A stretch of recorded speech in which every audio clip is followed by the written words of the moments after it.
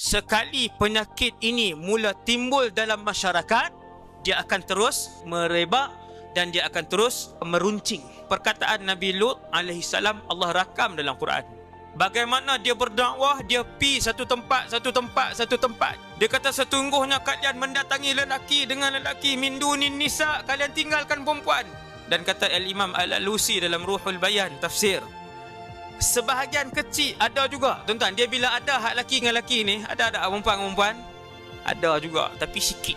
Yang banyak tersebar, orang tak malu. Zaman tu legal, secara legal, seperti mana tuan-tuan tengok di sebahagian negara Eropah hari ni, berkahwin laki dengan laki, perempuan dengan perempuan, dia tak malu, dia buat majlis perkahwinan terang-terang, besar-besaran, panggil orang, buah dalam Facebook, buah dalam TV. Macam itulah pada zaman Nabi Lut alaihissalam.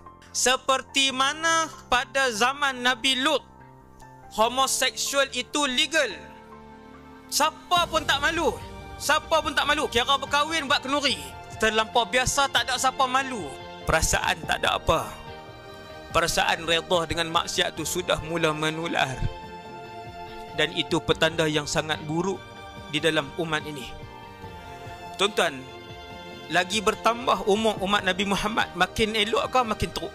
Nabi kata kalian akan melihat semakin jauh umat aku dengan kehidupan aku, dengan zaman aku, iman mereka akan semakin berkurang.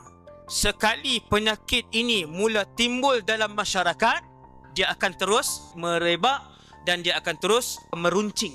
Dia bukan ke belakang makin sembuh tuan-tuan, dia akan ke depan. Tuan-tuan akan tengok, wallahu a'lam.